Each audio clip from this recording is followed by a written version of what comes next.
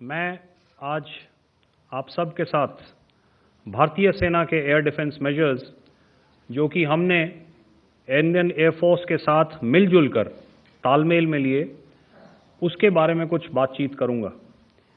इस विषय में मैंने कल भी कुछ टिप्पणी करी थी, लेकिन आज मैं इस युद्ध के अहम एस्पेक्ट के बारे में आपको थोड़ा और पर्सपेक्टिव देना चाहता हूं। हमें एयर डिफेंस ऑपरेशन सिंदूर के एयर डिफेंस की कार्रवाई को एक कॉन्टेक्स्ट में समझने की आवश्यकता है। मैंने आपको कल बताया था कि पिछले कुछ सालों में आतंक की गतिविधियों का कैरेक्टर जो है उसमें कुछ बदलाव आ रहा था।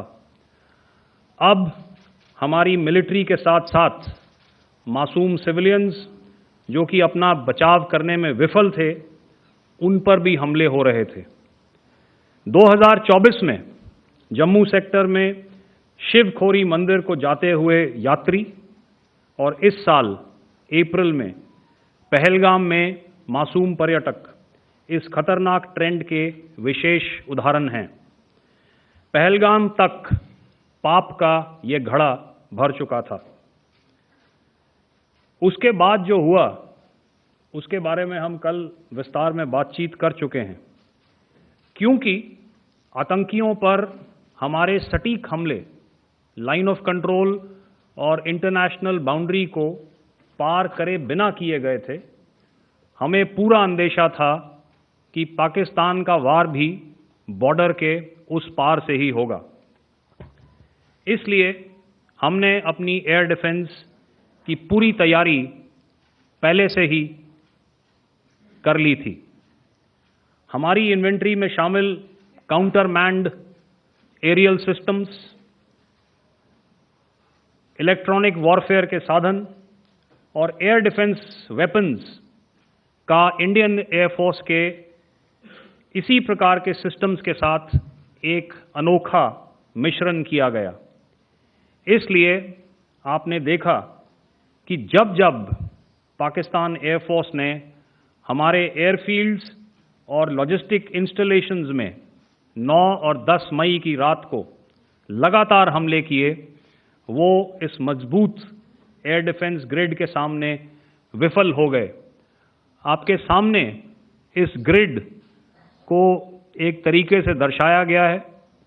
आप देख रहे हैं कि इंटरनेशनल बाउंड्री से कितनी layers, radars, counter unmanned aerial systems, उसके पीछे शोल्डर फायर्ड वेपन्स, हमारे विंटेज एयर डिफेंस वेपन्स जो कि काफ़ी सालों से हमारी सेना में हैं।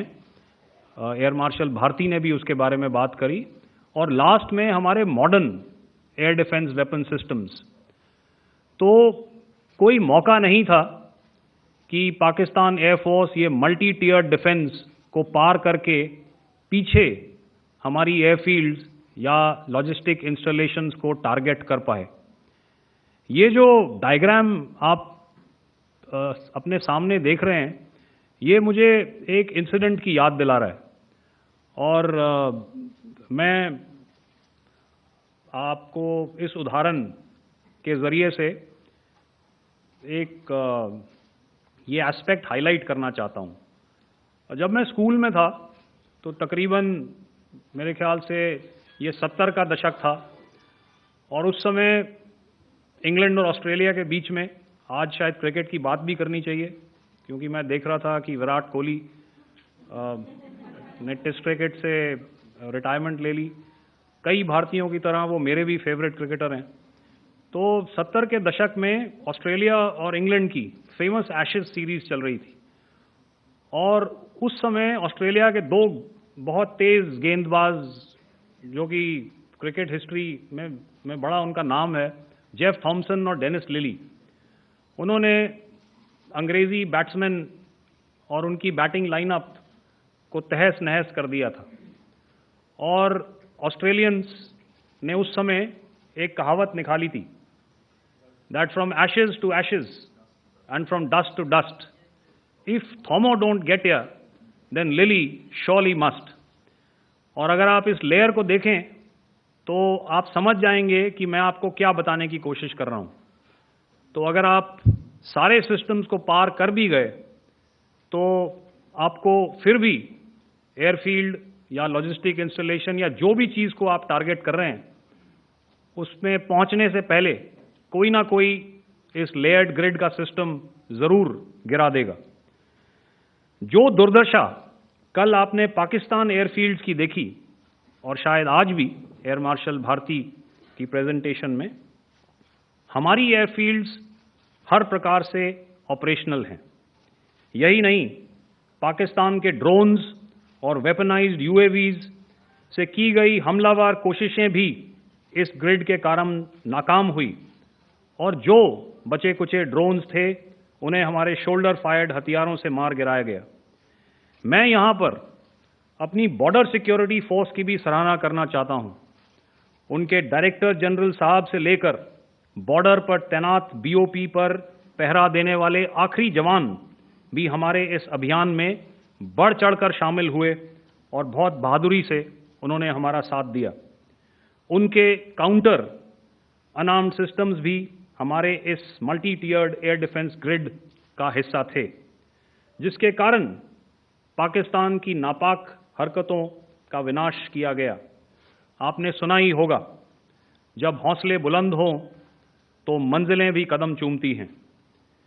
In the end, I would like to highlight again that in every single domain that Operation Sindhur has been prosecuted, there has been absolute synergy between the three services.